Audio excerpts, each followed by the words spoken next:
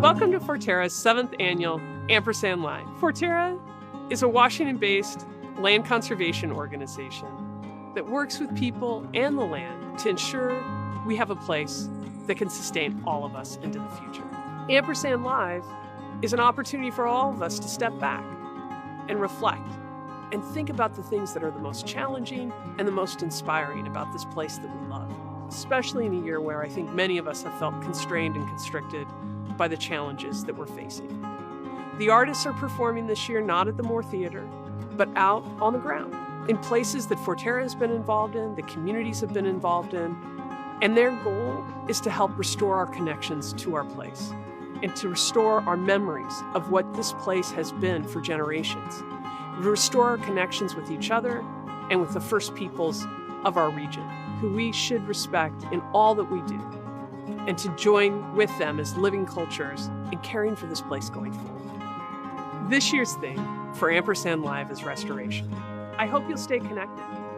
Please go to Forterra.org and ampersandmagazine.org to stay connected. Thank you so much for joining us today. Sit back and enjoy the show.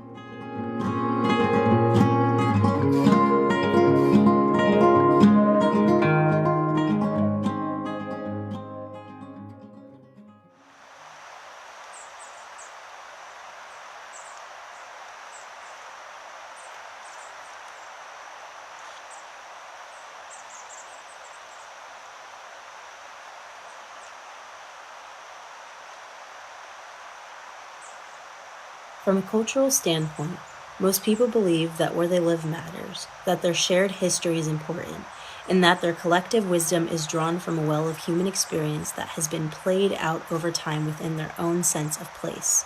They share a common story and feel like participants in its continuation.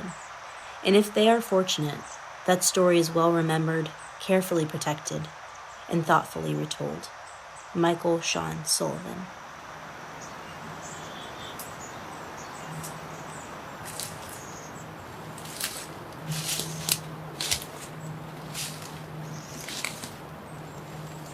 On days filled with dryness, I go to a place that holds the spirits of many. The silence so deathly that everything suddenly becomes loud. Their voices calming my soul, singing of joy and beauty, of life. And just in these few moments of my day, they seemed everlasting, healing me slowly and opening my eyes to what this world holds. Looking across a salty sea, a wooded forest, the outlines of mountains. The world holding everything, having many stories to tell me.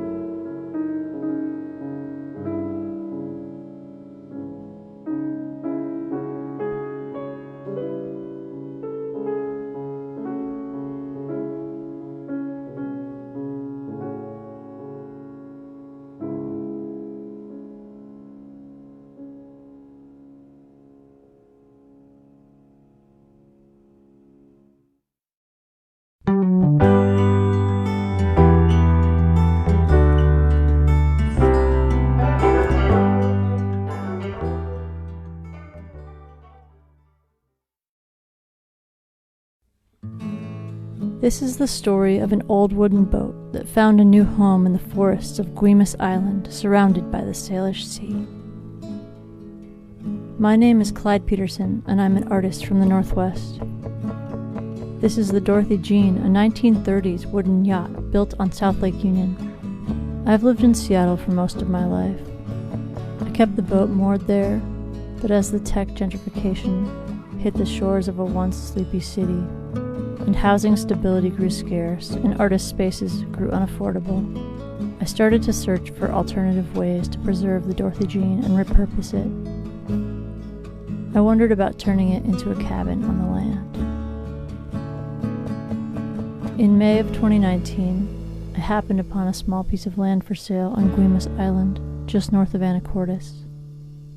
A third of an acre, mostly wetland.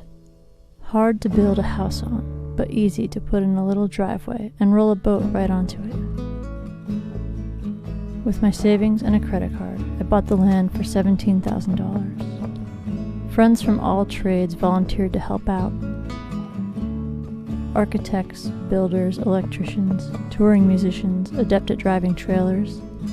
Together, over the last year and a half, we built this place. I call it the Fellowship Artist Residency. The Fellowship is a first-come, first-served, week-long stay in a cozy trailer near the beach. Artists receive a paid stipend of $250 for their time here to help cover costs of travel, food, and supplies. This money comes from donations. This is a space intentionally created to support queer community and Black and brown and Indigenous artists. As a transgender person, I'm always on the lookout for queer-centric residencies and programs that center the intersectionality of human identity and recognize that not all of us are given the same opportunities in life. There are not that many residencies in Washington state, and most of them maintain some level of gatekeeping through an application process or invitation-only status. I wanted to create a residency that was built with a different framework. The Fellowship has no panel of judges, no evaluation of residents' artwork or past experiences. We welcome the people that get in touch and want to come here. We offer payment for their time. It's that simple. Over the summer, I built a sauna and a bathhouse on the land. I've never built a building before. I drew it out on some graph paper, counted out the boards, cut and drilled and hammered them all into place on an old trailer that we stripped down to the bones. In the fall of 2020, in the middle of this global pandemic, I launched the Fellowship Artist Residency.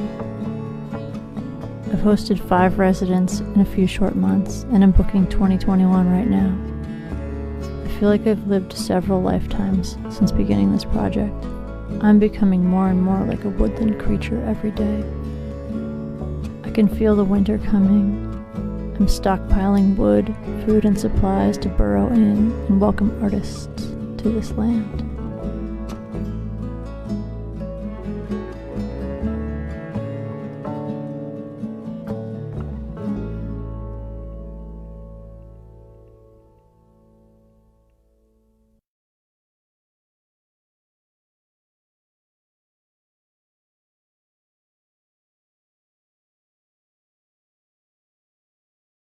Hi, I'm so grateful to get the chance to read for you. I'm gonna start off with some poems, and they're from A Lesser Love. This one is called Shaman. If you want to take up space, first see how small you are, like rocks, honeycombs, and charcoal, anchoring, feeding, heating. In the sky, the clouds are combed like rabbit fur. If I remember this, I am not dreaming. You place the flowered twig behind my ear, mark of my learning you in bluebell, a person small like me, but higher.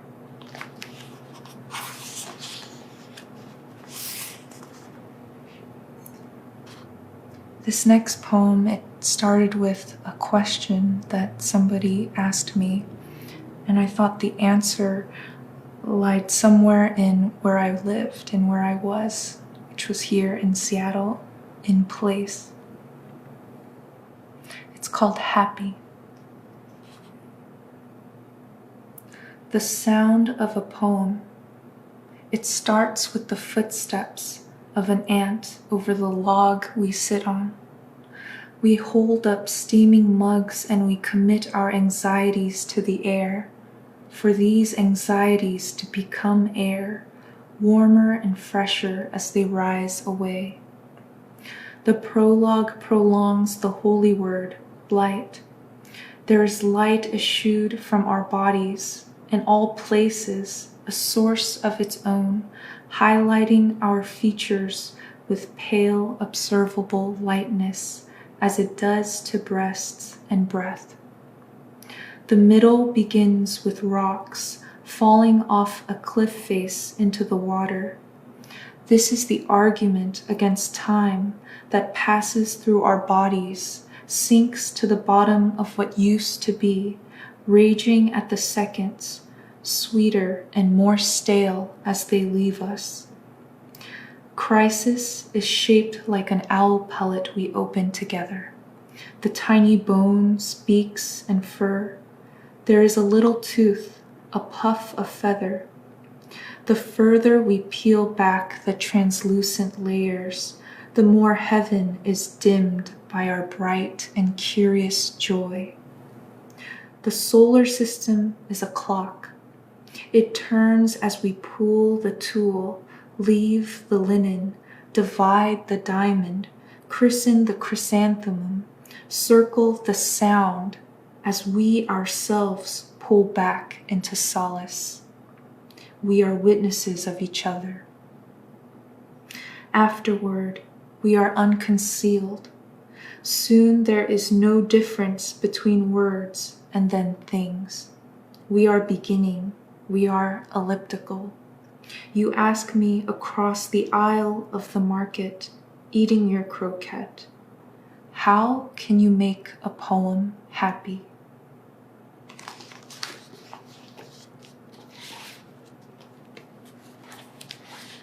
This next passage I'm reading from my memoir, The Magical Language of Others. And it's a moment where my grandmother, Kumiko, has chosen the place to rest here in the States, and its meaning to me and our family.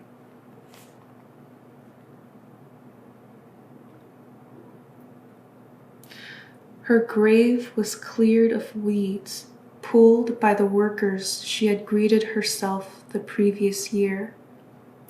Maybe she wanted to be close to her family, buried in the country chosen by her children.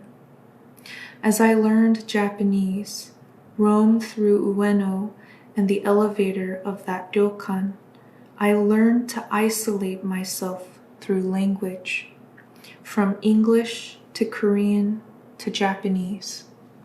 It was so effective, it was frightening, as if I could guard against others like a spy. Where I could hardly open my mouth before, it now seemed that no one could speak to me. Languages, as they open you, can also allow you to close.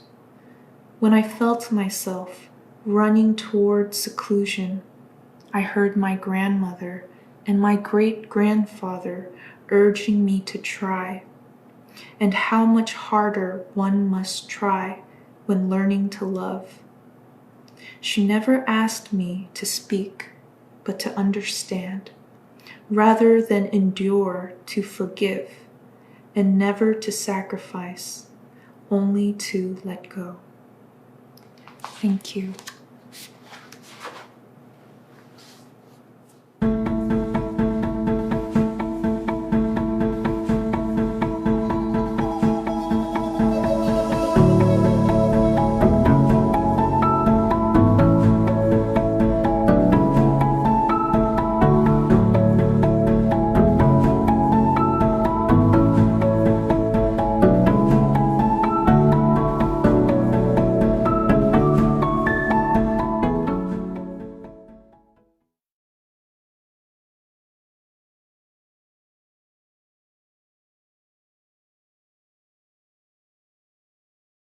Hi everyone, my name is Icasiano, and I'm going to play a piece that was inspired by my first visit to the Philippines that I took in December of 2018, and it was a really meaningful trip for me to be able to get to see where my family came from, and one of the most memorable moments was when we went to a town in the provinces where my mom is from and my mom's side of the family.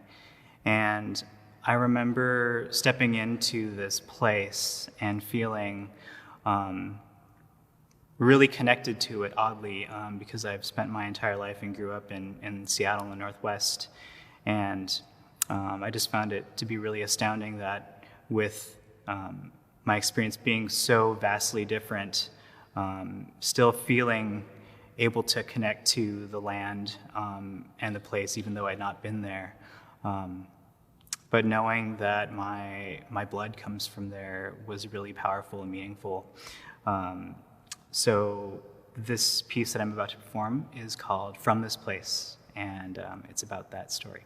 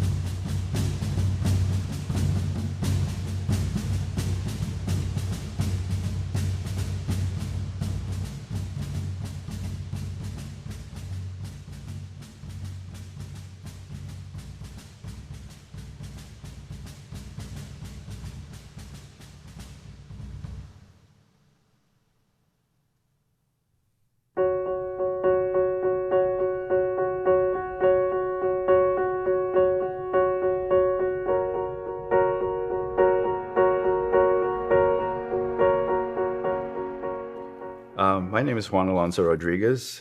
I was born in Havana, Cuba, and I'm a visual artist. The story that I want to tell you today involves a house that I have fantasized for years about restoring, but it is actually way too late for it to be physically restored. And it also involves a couple of gifts that my father has given me. My father has always been my hero since I was a child and still is today. One of the gifts that he gave me is the reason I am here today. In 1966 in Cuba, I remember exactly where we were on the side porch of the city house where we lived. And he took me aside and he said to me, I don't think things are going in the right direction here.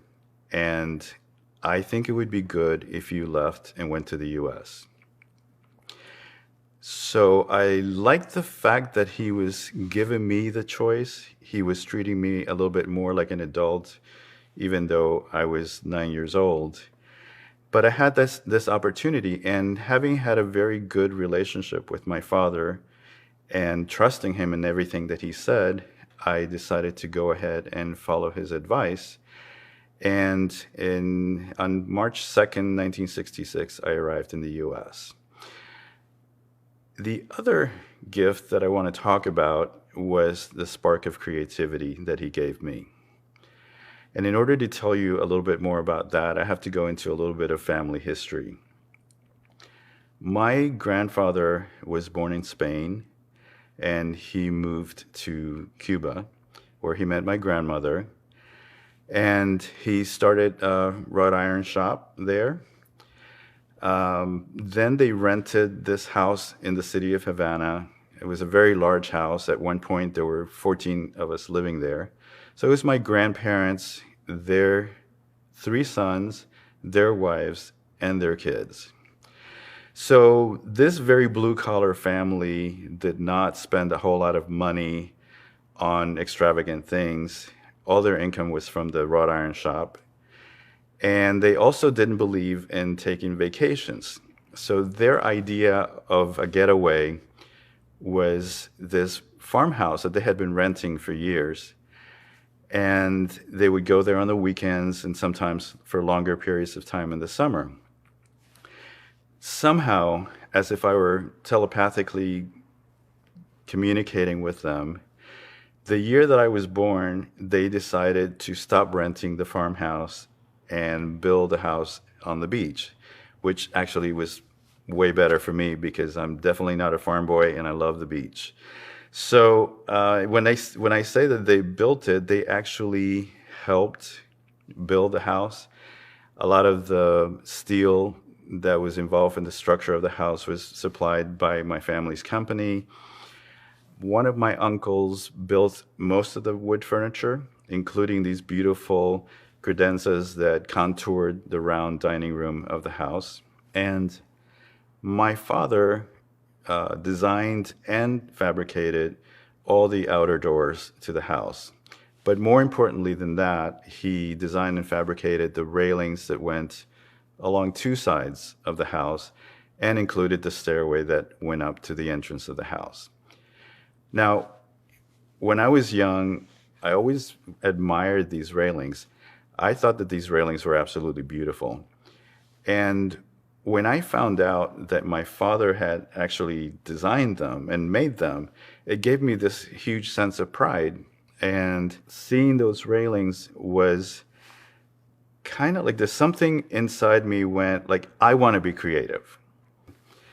So those railings, that house has always been in the back of my mind since I left Cuba. And now move up to 2011, I was selected to create some artwork for Chief Sealth International High School.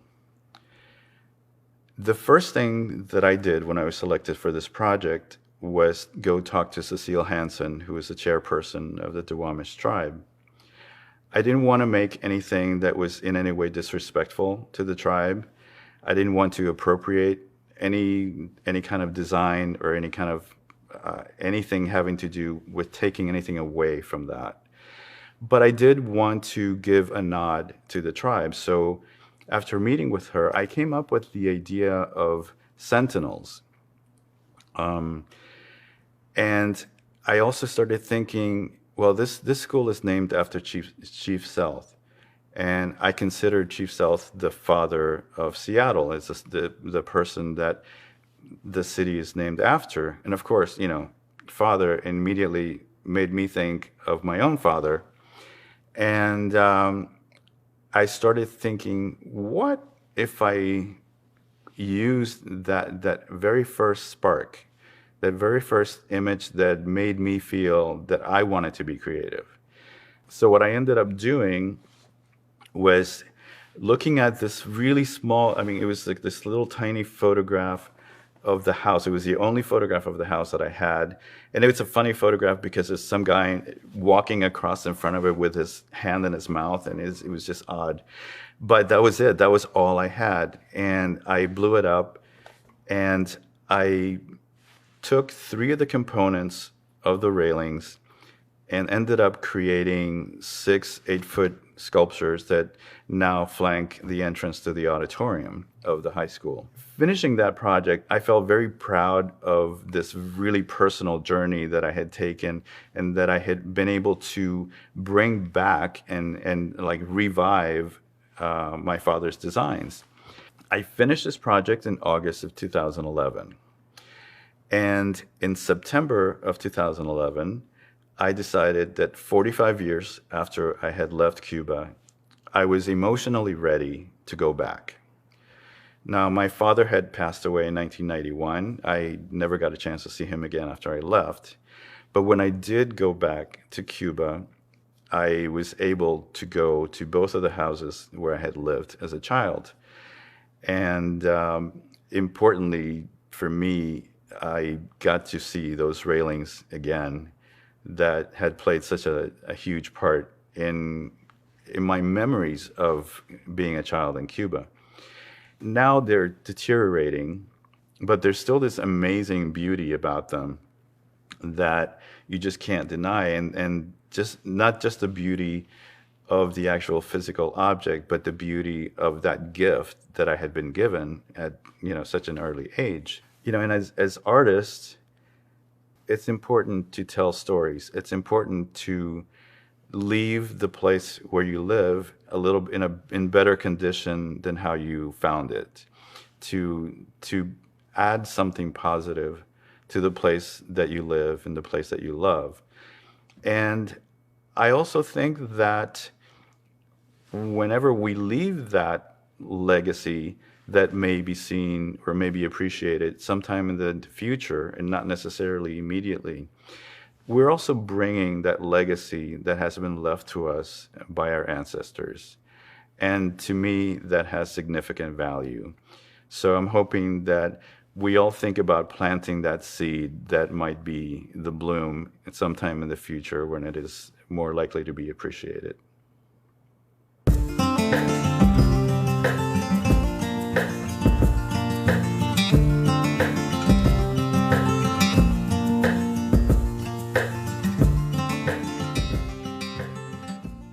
Shaina Shepherd, and it is a pleasure to be here at the Morse Wildlife Refuge, where the ground is alive right now in this really true way, and I feel very much at home with so many creatures I never get to hang out with right now.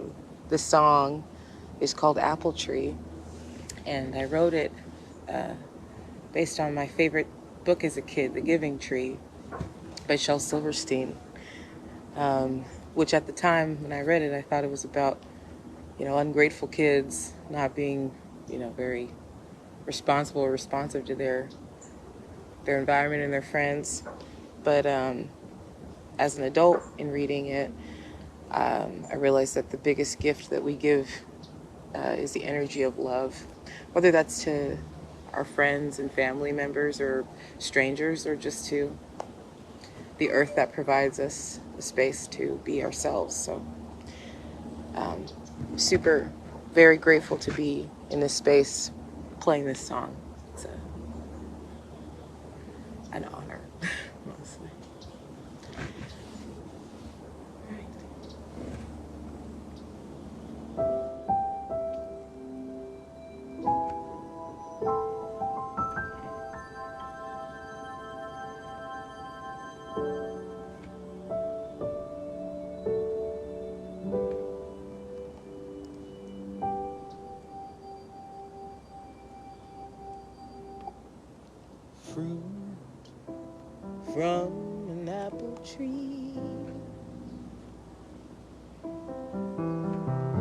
fall fondly on me,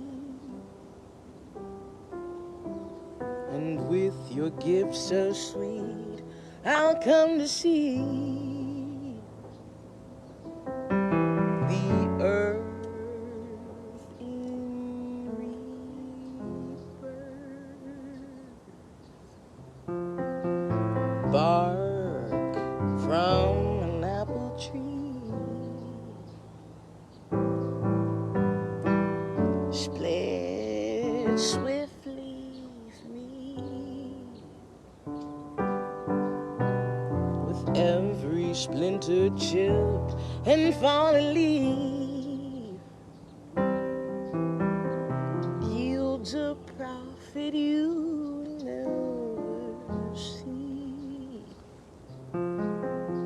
A whole field is a home for me.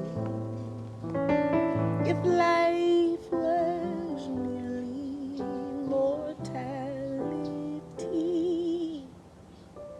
if we killed the lights, then all we'd see is sky. Oh, I try to grow.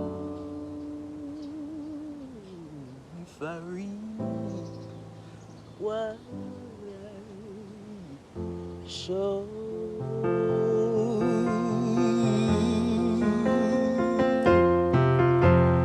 Ground beneath an apple tree, heart beneath my feet, the freedom to run, the freedom to flee, the fear of the fall, the truth within a tumble down the hole for you is a home for me. If life was merely mortality, ooh, if we killed the lights, then all we'd see is sky. Oh, I try to grow. I try to grow. Ooh, I try to grow. If I read what show.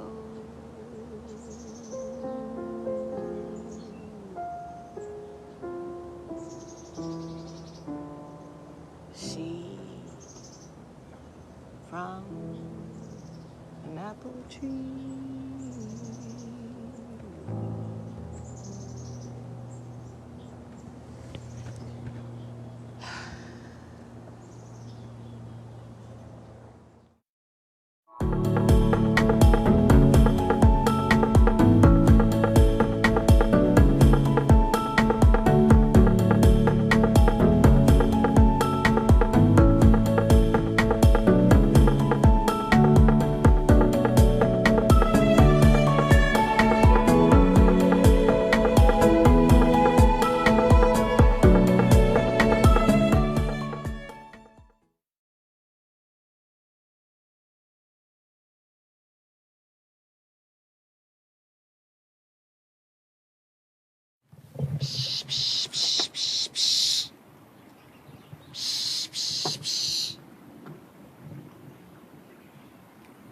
Again, another robin, that kind of laughter they do.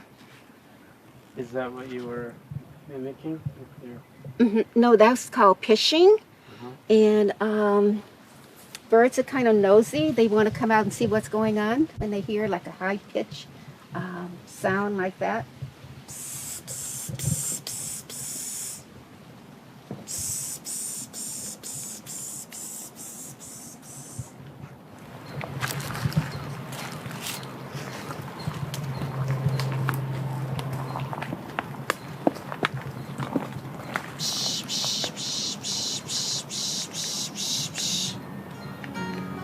I'm Etta Cosey.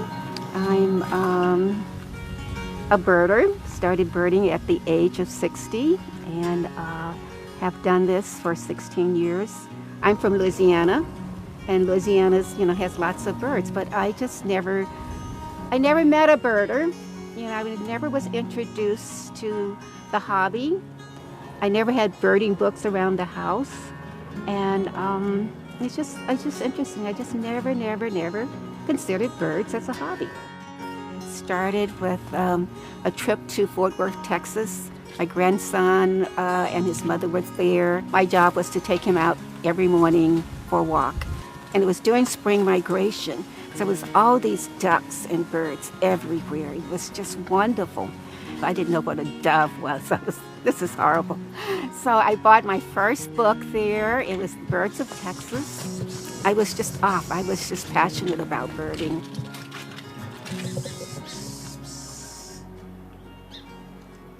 I hear a song sparrow. Initially, when I started birding, I only learned the male species of the birds because they're more colorful. So then I had to go back and learn all the females, and and that was troublesome. And then I ignored the bird songs because someone said, you have to be musical, and I'm not musical. I never played an instrument, and I was in the Master Birders program for Seattle.gov, and one of the tests in order to get selected was to learn 20 bird songs. And so I'm pretty good, not top, but I'm better than I used to be by far.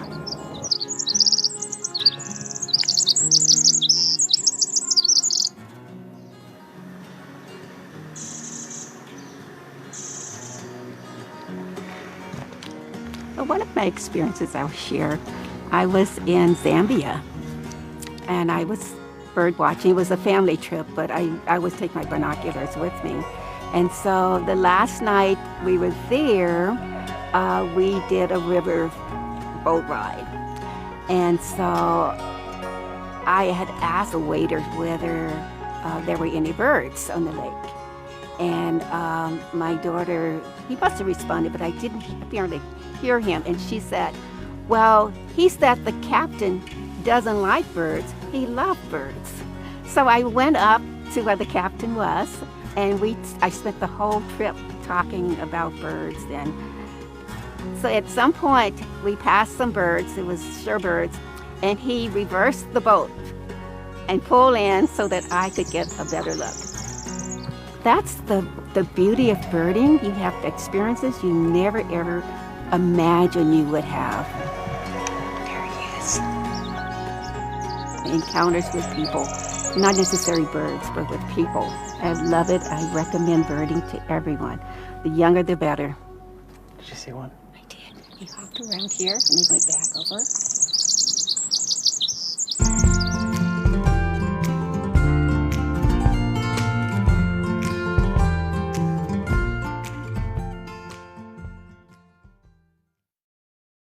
I would like to first of all thank the Lummi, the Nooksack, the Samish, and the Semiahmoo, whose land we're on right now. So the coastal and Salish tribes own this earth, and we're honored to be even standing here. My first poem is called Magpies, and it's about my mom, who is a Santee Sioux Native American. Women are kind, we dirt poor. Dancing dervish on chili dog night, never had $2 to unfold between us. Never had 2 shovels to dig the same hole. But we kitchen gab about the latest trends. We bluff and bourgeois. We threaten to get our hands on something that will smooth this horrific transformation into old age, like hair dye. Magpies, we collect paper clips.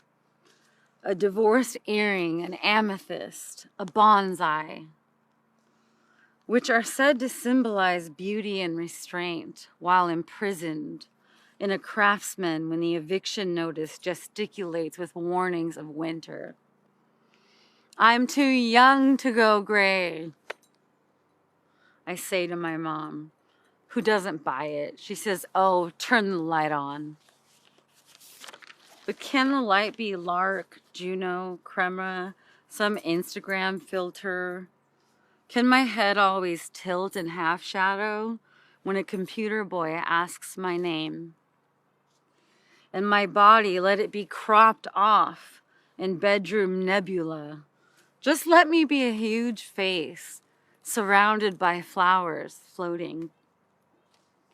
I produce a glass vial of roller perfume that I found, and her eyes wheeling obsidian pass over and smile. She usually wants anything. She'll even take your junk. Tie buckskin to an ear of it. Try it, I say, holding in the air like a joint. She snatches it and rolls it over her scars that are little instances of white lightning. Smelling her brown bones, she begins to sob. It smells like my mom. She buckles over and hides her falsies under paper skin claws. It smells like her sheets. It really does. And she holds her hands up flat like she's smoothing the linen. I tell her, keep it. And I wonder what I'll miss the most. Gravy and fried chicken doesn't have the same romance of amber and sandalwood. Her elegant reservation magpie magic is not something I could gather up in a drawer or hang from a chain. How this perennial refugee can turn an abandoned blanket into actual bird wings for fancy dancing. A plastic clip into an artifact from an archaeological dig. A scrap of black lace into an Egyptian arm cuff, a Cerebus to protect the house into a guinea pig. An actual rose that fell from the neighbor's yard into a rose that never fell at all. A rose that married a turkey feather. And the sorceress who joined them together, how clever she is, with a safety pin. This poem is called Return of a Tree 5 Times Removed. And it starts off with a quote by Tommy Pico, who's a native poet I really admire. And he says, I can't write a nature poem because it's fodder for the noble savage narrative. I'd slap a tree across the face. Closing my eyes, pulsing with heartbeat, slow with screen fatigue, Annie Dillard made me want to go to the forest. My sorry-ass pandemic imagination, like wet cardboard in a storage facility in untold hours on Facebook, like a dog stuck in a truck, watching for its owner who never leaves the store and never returns at all. I know that a dog never stops waiting, but I tell myself, listen to Annie Dillard. Listen to that song from Pocahontas, whose best friend was a raccoon, ostensibly like in real life, right? And I tell myself, get the f out. But when I hear, come taste the sun-sweet berries of the earth, I think, like, where though will someone call the cops on me? When I hear, come roll in all the riches that surround you, I think that sounds expensive. When I hear, can you sing with all the voices of the mountain, I think, okay, that registers probably too low. And when I hear, can you paint with all the colors of the wind, I think, okay, but where do I sign up for this bougie art class?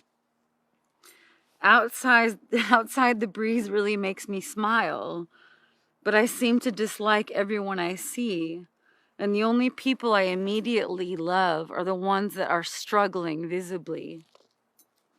If you're carrying several shitty bags of plastic groceries and they're pinching the soft part of your inner arm, truncating the beautiful blue worms that are like a Dutch canal system, they are shuttling your life force like a little boat, then you could use some help. You are flickering, my love, and I love you.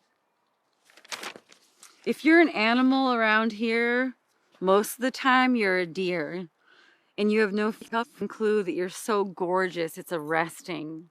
And we are both paralyzed likewise. And my eyes dilate because I am so scared to move. I am scared of scaring you. I know there's a car in your calendar, and I know it's coming for your body and it will bear it. And I love you. I love you. But everyone else I see crowding the waterfront, the campsite, the park, even the rockiest and coldest part of the beach, wearing no masks where I just wanted to listen. All I heard was your laughter, bro. And Blondie. Like canned laughter. In lieu of voices from the mountain. Those voices were deleted by you a long time ago. Not enough data left over for a file as big as singing. So I order French fries for the homeless guy, and I remember I never really knew nature. Parks with fences and hours of operation do not count. There is a wilderness inside of me. But it's buried under 5 generations of forced removal. Of shovels turned bulldozers and the moldering nature of memory. How it rolls the carpet behind itself and sweeps up your footsteps like an enchanted broom. I walk back to my no-bedroom apartment. I close my eyes and I start running.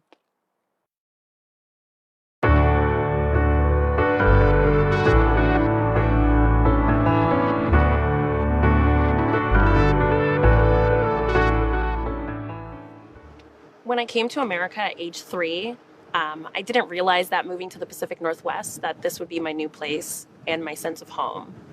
My mom is from Schwarzwald, Germany, also known as the Black Forest. And then my dad is from Charleston, South Carolina, but he was raised in the Bronx. He ended up meeting my mother in Germany and then came over here because he was stationed on JBLM in the military. When he got out of the military, he actually worked to help cap the Asarco smelter here in Tacoma, Washington.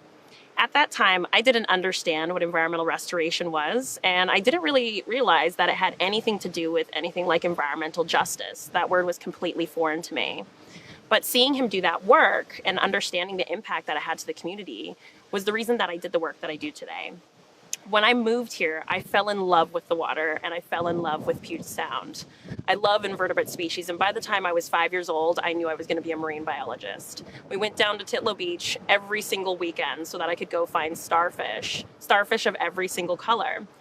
And when I got older, I realized that these animals were threatened. I mean, as we know, climate change is destroying our planet, especially our oceans, which very much go unprotected. My father and I did a lot of activism here in the city of Tacoma, working to talk to people about environmental hazards. By the time I was 7 years old, I could say environmental hazardous waste and HAZWOPER training, which was something that not a lot of 7-year-olds knew how to do. And then the older I got, I realized I'm going to go to school for this. This is something that I can do.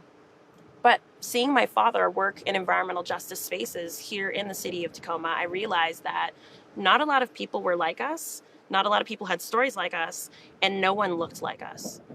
I realized that climate change had been fought one type of way for a very long time, and we weren't necessarily part of that conversation, and we weren't really at the table. Anyways, by the time I went to college, I decided I was going to major in marine biology and minor in wildlife biology, as well as minor in dance.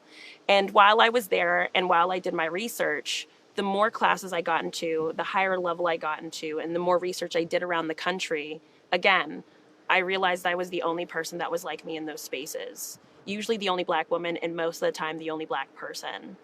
One of my absolute favorite animals is the orca whale, specifically the southern resident killer whale, which is part of the reason why I moved back to Tacoma after school. But just like the orca, I feel really endangered in these spaces. I like the orca a lot because just like me, it's black and white, it's charismatic, it loves the Salish Sea, and it loves salmon, which I could eat it every single day for every meal. But just kind of like the orca, my community is being destroyed by climate change. The air that I breathe is getting thicker and thicker. I mean, even these last couple of weeks, we've had smoke in the air and I haven't been able to go outside and enjoy a space and enjoy my planet. Just like the orca whale, our habitat is being destroyed and our water is being full of pollution. And it's been really difficult because a lot of the decisions that we've made as people have actually impacted these animals in a negative way to the point where it's the most polluted marine mammal on the planet. But just like I have hope for the environmental justice movement, I have hope for orcas. I mean, right now, all the orca pods have pregnant females and we just had a baby birthed. Just like I am hopeful for the environmental justice movement. With Black Lives Matter and social movements going on the rise internationally as well as in this space here in the Pacific Northwest, we have really looked at different perspectives in terms of how to fight climate change. Environmental injustices have to be addressed. Racism drives climate change. Racism is the type of systems that are put in place in a way where we can keep these oppressed communities down, and we do that using environmentalism and using the environment as a tool of oppression. But it can also be the way that we get to fighting climate change. If we don't address injustices, then everything that we do to fight climate change is just symptomatic, but it doesn't get to the root causes. Which is part of the reason why I really think that empathy is a huge strategy for fighting climate change, because everybody has different nature stories. Every single person on the planet has an interaction or some sort of relationship with the environment. But it's understanding what that relationship is and what that means to someone else. I know for me, I like to use intersectional environmentalism, which is just a way of looking at environmentalism through a different lens and a different perspective.